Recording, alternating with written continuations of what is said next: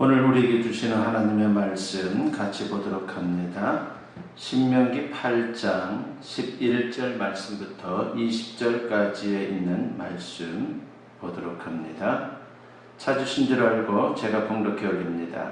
내가 오늘 내게 명하는 여호와의 명령과 법도와 규례를 지키지 아니하고 네 하나님 여호와를 잊어버리지 않도록 상갈지어다. 네가 먹어서 배부르고 아름다운 집을 짓고 거주하게 되면 또 내 소와 양이 번성하며 내 은금이 증식되며 내 소유가 다 풍부하게 될 때에 내 마음이 교만하여 내 하나님 여호와를 잊어버릴까 염려하노라. 여호와는 너를 애굽 땅 정되었던 집에서 이끌어내시고 너를 인도하여 그 광대하고 위험한 광야 곧 불뱀과 정갈이 있고 물이 없는 간주한 땅을 지나게 하셨으며 또 너를 위하여 단단한 반석에서 물을 내셨으며 네 조상들도 알지 못하던 만나를 광야에서 내게 먹이셨나니 이는 다 너를 낮추시며 너를 시험하사 마침내 내게 복을 주려 하심이었느니라. 그러나 네가 마음에 이르기를 내 능력과 내 손의 힘으로 내가 이 재물을 얻었다 말할 것이라. 내 하나님 여호와를 기억하라. 그가 네게 재물 얻을 능력을 주셨음이라. 이같이 하심은 내 조상들에게 맹세하신 언약을 오늘과 같이 이루려 하심이니라. 네가 만일 네 하나님 여호와를 잊어버리고 다른 신들을 따라 그들을 섬기며 그들에게 절하면 내가 너희에게 증거하노니 너희가 반드시 멸망할 것이라. 여호와께서 너희 앞에서 멸망시키신 민족들 같이 너희도 멸망하리니 이는 너희가 너희 하나님 여호와의 소리를 청종하지 아니함이니라. 아멘. 오늘 이 본문 말씀을 가지고 하나님을 기억하라고 하는 제목으로 여러분들과 같이 은혜를 나누고자 합니다. 오늘 본문은 모세가 이스라엘 백성들에게 남기는 유언적 설교의 일부분입니다. 이제 모세는 요단강 동편에서 생을 마감하게 됩니다. 지금까지 자기가 이끌어온 이스라엘 백성들은 요단강을 건너 저 약속의 땅 가나안으로 들어가게 될 것입니다. 그래서 마지막으로 저들에게 꼭 들려주어야 할 말씀이 있었습니다. 그것을 모아놓은 것이 바로 우리가 갖고 있는 성경 속에 있는 신명기입니다. 오늘 본문 말씀을 한마디로 요약하면 기억하라는 것입니다. 가나안 땅에 들어가서도 하나님을 기억하라는 것입니다. 여호와를 기억하는 것이 앞으로 가나안 땅에서 삶의 든든한 정신적 기반이 될 것이고 삶을 풍성하게 해줄 것이기 때문에 하나님을 기억하라고 하는 것이죠. 오늘 본문 11절 말씀에 보면 내가 오늘 네게 명하는 여호와의 명령과 법도와 규례를 지키지 아니하고 네 하나님 여호와를 잊어버리지 않도록 상갈지어다 라고 했습니다. 아마도 당시 이 말씀을 듣고 있던 사람들은 무슨 그런 말씀을 하느냐라고 그렇게 생각했을 것입니다. 잊을 것이 따로 있지 어떻게 우리가 하나님을 잊겠느냐라고 그렇게 장담했을 것입니다. 저들은 지난 430년 동안 애굽에서 노예로 인간 이하의 삶을 살았습니다. 그러다가 하나님의 은혜로 출애굽하여 자유인이 됩니다. 저들은 애굽 땅에 내렸던 10가지의 재앙을 보았습니다. 홍해가 갈라지는 놀라운 역사의 현장도 경험했습니다. 하나님 때문에 출애굽하여 자유인이 되었다는 사실은 정말 잊을 수 없는 것만 같았습니다. 그것은 끝까지 가는 기억 속에 영원히 남는 그러한 사건이 될 것이다 라고 그렇게 생각했습니다. 지난 40년 동안 광야 생활을 해왔습니다. 장정만 60만이 넘는 사람들이 아침마다 내리는 만나를 먹고 살았습니다. 낮에는 장렬한 태양빛을 구름 기둥으로 막아주셨습니다. 밤에는 불어오는 사막 바람의 그 추위를 불 기둥으로 이겨낼 수 있도록 주님께서 은혜를 베풀어 주셨습니다. 하나님 때문에 광야 생활을 할 수 있었다라고 하는 사실을 정말 잊을 수 없을 것만 같았습니다. 그런 그들에게 모세가 지금 힘주어서 강조합니다. 내 하나님 여호와를 기억하라. 왜 결코 잊을 수 없을 것만 같은 이 사실을 잊지 말라고 그렇게 강조하는 것입니까? 잊어서는 안 될 사실을 잊어버릴 수 있기 때문이죠. 흔히 사람들은 형통하고 편한 일들만 생겨야 감사할 수 있다라고 그렇게 생각합니다. 그래서 감사의 이유를 조건이나 환경에서 찾는 그런 경우가 대단히 많습니다. 그러나 감사의 이유는 조건이나 환경 자체가 아니라 그 가운데 하나님의 은혜를 기억하는 것입니다. 우리 옛말에 은혜는 물에다 새기고 원수는 돌에다 새긴다라고 하지 않습니까? 이 말처럼 인간은 은혜를 쉽게 잊어버립니다. 인간에게 이런 속성이 있다 보니 오히려 형통할 때는 감사하기 어렵습니다. 물론 고난의 때에도 감사하는 게 쉽지 않습니다. 그러니까 잘되면 내 탓, 잘못되면 조상 탓, 하나님 탓 이렇게 되는 것이 바로 우리의 모습이다라고 하는 것입니다. 그런데 우리가 성경을 읽다 보면 다니엘이라고 하는 인물이 나옵니다. 그는 형통할 때나 고난할 때나 항상 감사한 사람으로 성경을 소개합니다. 그는 늘 하나님의 은혜를 기억했습니다. 다니엘서 2장을 보면 바벨론 왕 느부갓네살이 꿈을 꾸었습니다. 그리고 그 꿈을 해석해 주게 되죠. 그것은 하나님께서 그에게 지혜를 주었기 때문에 그 꿈을 잘 해석해 줄 수 있었습니다. 하나님은 그에게 응답하시고 놀라운 지혜로 그와 함께 했다라고 하는 것입니다. 그때 다니엘은 하나님 앞에 감사합니다. 다니엘서 2장 23절에 보니까 나의 조상들의 하나님이여 주께서 이제 내게 지혜와 능력을 주시고 우리가 주께 구한 것을 내게 알게 하셨사오니 내가 주께 감사하고 주를 찬양하나이다 라고 했습니다. 그는 형통할 때 하나님의 은혜를 기억하며 감사했습니다. 그런데 다니엘서 6장 10절 이하를 보면요 전혀 다른 상황이 나타납니다. 그것은 바로 극한의 고난 상황, 참으로 힘들고 어려운 상황이 나타난 겁니다. 목숨이 왔다 갔다 하는 절체절명의 순간입니다. 구체적으로 어떤 내용입니까? 당시 바빌론이 멸망하고 메데바사 제국의 시대가 되었습니다. 정권이 바뀌었지만 워낙 모든 면에서 탁월한 다니엘은 총리직을 계속 감당할 수 있었습니다. 당시의 총리는 3명인데 다리오 왕이 다니엘을 수석 총리로 삼으려고 했습니다. 이를 고깝게 여긴 다른 2명의 총리와 고관들이 다니엘을 무너뜨리고자 별짓을 다합니다. 그의 허물을 캐내려고 이잡듯이 뒤지고 뒷조사를 다 했는데 허사였습니다.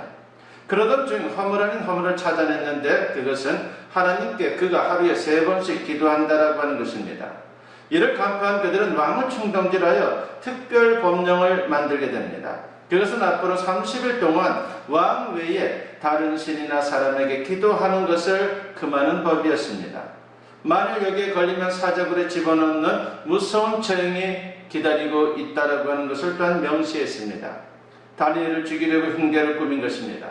멍청한 왕은 자기를 높여주는 줄로만 알고 얼른 거기에다가 도장을 찍었습니다. 그때 다니엘의 반응이 다니엘서 6장 10절에 나옵니다. 다니엘이 이 조서에 왕의 도장이 찍힌 것을 알고도 자기 집에 돌아가서는 윗방에 올라가 예루살렘으로 향한 창문을 열고 전에 하던 대로 하루 3번씩 무릎을 꿇고 기도하며 그의 하나님께 감사하였다라고 했습니다. 그는 전혀 요동치 않았다라고 하는 것이죠. 평소대로 창문을 열어놓고 정확히 3번 기도했습니다. 사실 인간적으로 생각하면요 30일만 참으면 되는 것 아닙니까? 또 그것이 힘들다면 창문을 꼭 걸어 잠그고 기도하면 또한 될 수 있습니다. 그러나 다니엘은 당당하게 기도했습니다. 죽음을 각오한 신앙의 결단입니다. 그런데 여기서 놀라운 것은 그가 하나님께 감사했다는 사실입니다. 여러분 그런 상황에서 어떻게 감사할 수 있단 말입니까? 무엇에 감사한 것입니까? 다니엘도 사람인데 죽음이 두렵지 않았겠습니까? 혹자는 그가 고령이기 때문에 생명에 대한 두려움이 없었을 것이다 라고 그렇게 말하는 분들도 있습니다.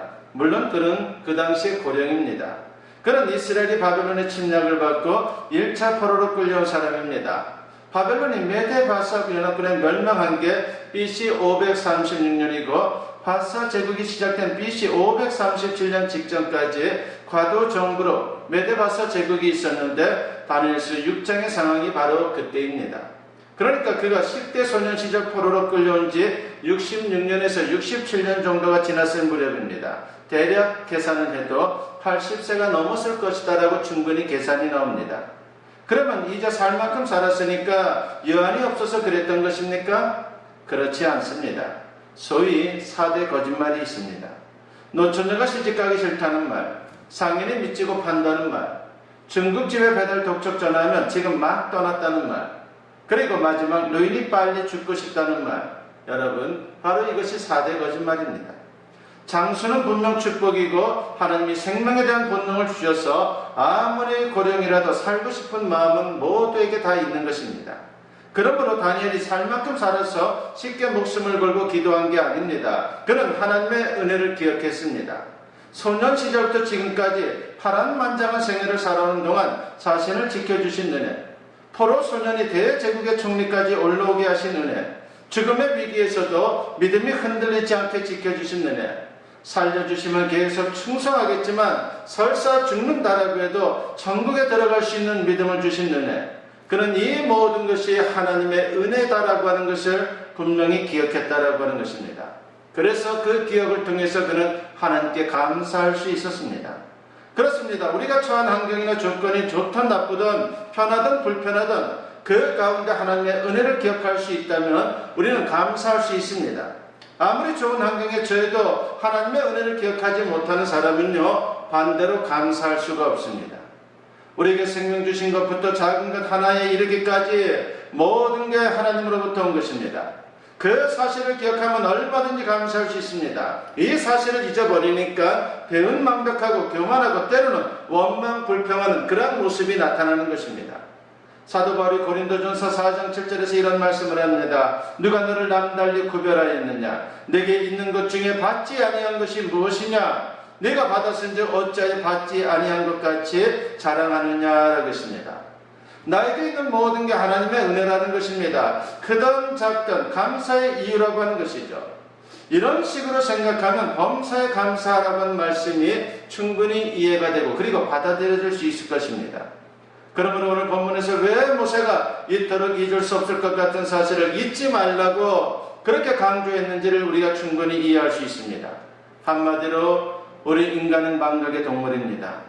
시간이 흘러도 잊어서는 안 될 것을 잊고 사는 존재가 바로 우리라고 하는 존재입니다. 우리가 다른 것은 다 잊어도 결코 잊어서는 안 될 것이 있습니다. 그것이 바로 하나님입니다. 그분의 그 끝인 은혜를 절대로 우리는 잊어서는 안 됩니다. 그러면 우리가 하나님을 잊지 않고 기억하려면 어떻게 해야 합니까? 오늘 두 가지를 생각해 보고자 합니다. 첫째는 하나님을 항상 생각해야 합니다. 여러분의 머릿속에서, 여러분의 삶 속에서 하나님을 향한 생각, 하나님 생각이 떠나지 않도록 해야 하는 것이죠. 오늘 본문에 보면 11절에서 잊지 않으려고 부단히 노력하라고 당부합니다. 가만히 놔두면 잊어버린다는 것이죠. 그래서 잊지 않으려고 애써야 한다라고 하는 것입니다. 심리학에서 인간의 기억을 세 가지로 구분합니다. 첫째는 감각 기억이 있습니다. 듣고 보고 잠시 머릿속에 머물러 있는 것, 이것이 바로 감각 기억입니다. 머물러 있는 시간이 1초 남짓합니다. 둘째는 단기 기억이 있습니다. 약 15초에서 20초 동안 머물러 있는 기억입니다. 누군가에게 전화번호를 듣고 나서 적어놓지 않으면 잊어버리는 것, 바로 그런 기억을 말하는 것이죠. 셋째는 장기 기억이 있습니다. 머릿속에 영구적으로 머물러 있는 기억입니다. 그런데 문제는 이 장기 기억도 재생하지 않으면요, 망각의 강으로 흘러간다는 것입니다. 어빙하우스라고 하는 분의 연구에 의하면요, 우리가 장기 기억 속에 담아둔 내용들이 20분이 지나면 47%, 이틀이 지나면 66%, 6일이 지나면 75%, 그리고 20일이 지나면 80% 정도가 사라진다고 합니다. 그래서 장기 기억이 계속 머리에 남게 있게 하려면요, 재생해야 한다라고 그렇게 말합니다. 반복해서 그것을 기억하면 그 기억이 오래도록 남아있게 된다는 것이죠. 그렇습니다. 우리가 하나님을 기억하려면 반복해서 재생해야 합니다. 가장 좋은 하나님에 대한 기억 재생 방법은요, 다른 게 아닙니다. 감사하는 겁니다. 감사하면서 우리가 살다 보면요, 하나님에 대한 기억을 우리 머릿속에서 영구히 떠나지 않게 할 수 있다라고 하는 것이죠. 영어로 감사를 말할 때 thank유라고 그렇게 표현합니다. 이 thank유는요, think에서 왔습니다. 그 하나님의 은혜를 깊이 생각하면 생각할수록 저절로 감사하는 마음이 생기고 감사하는 행동을 하게 된다라고 하는 것입니다. 미국 보스턴 바닷가에 매일 같은 시간에 갈매기에게 먹이를 주는 그런 노인이 있었습니다. 그것도 아주 비싼 새우를 주는 겁니다. 갈매기들도 그 시간쯤이면 새까맣게 몰려듭니다. 시간이 지나면서 하나의 진풍경이 되었습니다. 사람들이 노인에게 그 이유를 물었습니다. 노인의 이야기는 이렇습니다. 자기가 2차 세계대전 때 참전을 했는데 그때 함선을 지휘하던 해군 제독이었습니다. 독일군이 어뢰를 발사해서 배가 침몰했고 간신히 구명정에 올라탈 수 있었습니다. 뜨거운 태양과 배고픔과 싸우며 견디던 중에 부하들이 그 상황에서, 그 열악한 상황에서 한 사람 두 사람 죽어갔고 자신도 정신이 희미해지면서 쓰러지고 말았습니다. 그때 자기 얼굴 앞에 희미한 물체가 서 있는데 그것은 갈매기였습니다. 갈매기가 도망치지 않고 자기 앞을 지키고 있었던 것이죠. 갈매기를 잡는 순간 입에 물고 있던 새우를 갈매기가 떨어뜨렸습니다. 그래서 그 새우를 먹고 몇 시간을 더 버틸 수 있었고, 그러다가 섬을 발견해서 살 수 있었다는 것입니다. 그 이후 퇴역한 뒤에 바닷가에서 갈매기에게 먹이를 주면서 갈매기를 보내주신 하나님과 갈매기에게 감사하며 살았던 것입니다.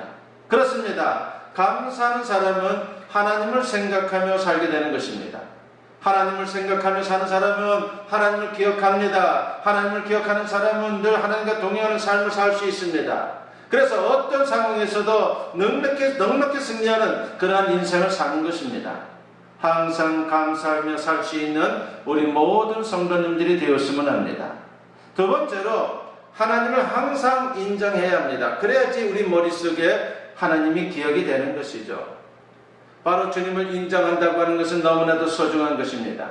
본문 17절 말씀에 보니까 그러나 네가 마음에 이르기를 내 능력과 내 손의 힘으로 내가 이 재물을 얻었다 말할 것이라 했습니다. 이스라엘 백성들이 광야 생활이 힘들 때는 하나님을 기억하고 하나님께 감사하고 하나님을 의지하고 살았습니다. 그런데 하나님께서 축복하셔서 가나안 땅에 들어가게 되고 그곳에서 잘 살게 되었을 때 하나님을 잊어버릴까 두렵다는 것입니다.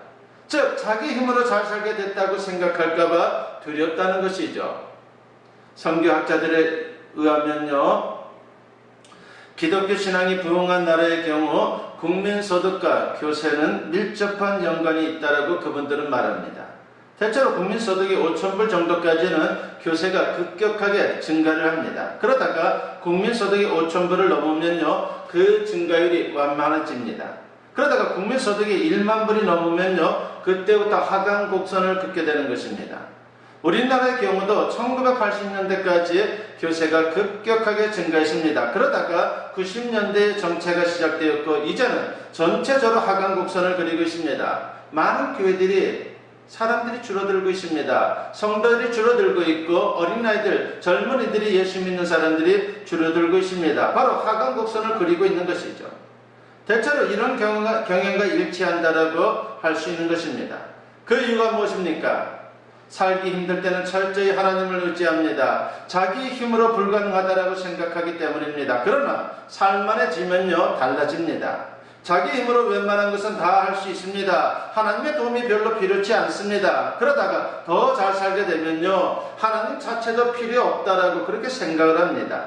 오히려 성가실 뿐이죠. 이런 거 저런 거 하지 말라고 규제만 많이 하기 때문에 이것을 좋아할 사람이 그렇게 많지 않다라고 하는 것입니다. 그래서 점점 하나님으로부터 사람들이 멀어지는 것입니다. 그렇습니다. 우리가 고난 중에, 인생의 위기 중에 하나님을 믿는 일은 어떻게 보면 쉬운 일입니다. 하나님 말고는 다른 방법이 없기 때문이죠. 그러나 모든 일이 잘 풀리고 나 혼자서도 모든 것을 다 할 수 있다라고 하는 그런 생각이 들 때는 하나님을 믿는 일이 그렇게 우리가 생각하는 것처럼 쉽지가 않다라고 하는 것입니다. 힘들어진다는 것이에요. 하나님께 기도하지 않아도 모든 일이 잘 풀리는 것 같기 때문입니다. 그래서 정말 믿음이 좋은 사람은 잘 살 때 믿음 생활을 잘하는 사람, 그 사람이 바로 믿음이 좋은 사람인 것입니다. 모든 일이 잘 풀릴 때 믿음 생활을 잘하는 사람이 되어야 합니다. 이것이 우리에게 대단히 중요한 것이죠. 작곡가 하이든의 작품 중에 가장 걸작이라 말하는 천지창조가 있습니다. 성경 창세기와 존 밀턴의 신랑원을 읽으며 기도하다가 영감을 받아서 이 곡을 작곡하게 되었습니다. 한 번은 이 곡을 비엔나에서 공연하게 되었습니다. 그날따라 하이든은 몸이 아파서 객석 저 뒤편에 앉아 있었습니다. 공연이 끝나고 큰 감동을 받은 청중들이 지휘자에게 기립박수를 보냈습니다. 이때 지휘자가 작곡가 하이든을 소개합니다. 청중들의 박수가 하이든에게 쏟아졌습니다. 그때 하이든이 청중들을 향해 아닙니다라고 소리를 쳤습니다. 그리고 하늘을 가리키며 이렇게 말했습니다. 나는 아무것도 아닙니다. 그분이 모든 것입니다. 이 모든 것은 하늘로부터 온 것입니다. 주님께서 나에게 지혜를 주셨습니다. 그분께만 영광을 돌려야 합니다라고 그렇게 외쳤습니다. 여러분, 하이든은 당시 최고의 작곡가였습니다. 누구도 그의 재능을 의심할 사람이 없었습니다. 얼마든지 자기를 자랑할 수 있었습니다. 그러나 그는 철저하게 하나님께 영광을 돌리는 인생을 살았습니다. 그분이 계시기에, 그분이 도와주셨기에 여러분의 오늘이 있다라고 하는 것을 분명히 인정하기를 바랍니다. 잘 될 때 더 그렇게 하십시오. 오늘 우리는 맥주감사절을 지키고 있습니다. 특히 오늘 우리는 여호와 하나님을 기억해야 합니다. 그분 때문에 오늘 우리가 있다라고 하는 것을 잊지 마십시오. 늘 그분을 생각하며 베풀어 주신 은혜에 감사하는 우리 모두가 되었으면 합니다. 그리고 사람들이 나를 주목할 때 더욱 하나님께 영광 돌리고자 하는 그러한 우리의 신앙의 자세를 꼭 가져야 합니다. 그러면 하나님께서 우리를 주목하실 것이고 더 큰 은혜로 우리와 함께하게 될 것입니다. 오늘 말씀을 기억하면서 진정 하나님의 그 크신 사랑과 은혜를 기억하며 진정 승리의 인생을 살아갈 수 있는 저와 여러분 모두 될 수 있기를 주님의 이름으로 간절히 축원합니다. 기도드립니다. 사랑과 은혜가 충만하신 아버지 하나님 감사합니다. 오늘도 주님 앞에 나와서 예배로 영광 돌리게 하시고 말씀을 통해서 은혜 나누고 도전받게 하여 주시니 감사합니다. 주님의 그 크신 사랑과 은혜를 항상 기억하는 신앙이 되게 하여 주시옵소서. 그러기 위해서 우리가 날마다 주님 앞에 감사하게 하여 주시고 언제나 주님을 날마다 생각하는 그 신앙을 통해서 우리의 머릿속에서 우리의 삶 속에서 하나님의 그 크신 사랑과 은혜가 떠나지 않도록 주님 역사하여 주시옵소서. 주님을 기억하는 신앙을 통해서 가난의 축복을 풍성히 누리게 하시고 진정 주님의 은혜 가운데에 어떤 상황에서도 거룩하신 주님의 뜻을 이루어가는 우리 모두가 되게 하여 주시옵소서. 감사드리옵고 예수님의 이름으로 기도드리옵나이다. 아멘. 축복 기도드립니다. 이제는 우리 주 예수 그리스도의 은혜와 아버지 하나님의 무궁하신 사랑하심과 성령의 감화감동 역사 충만하심이 오늘 주님께 예배로 영광 돌리며 선포된 말씀과 같이 항상 주님의 그 크신 사랑과 은혜를 기억하며 하나님 중심으로 모든 일들을 행해 나갈 뿐만 아니라 그로 말미암아 주님의 영광을 나타내고 또한 주님 예배하신 축복의 자리에 이르기를 소원하며 세상을 향하는 주님의 사랑하는 자녀들 위해 지금으로부터 영원토록 함께 하시기를 간절히 축원하옵나이다. 아멘.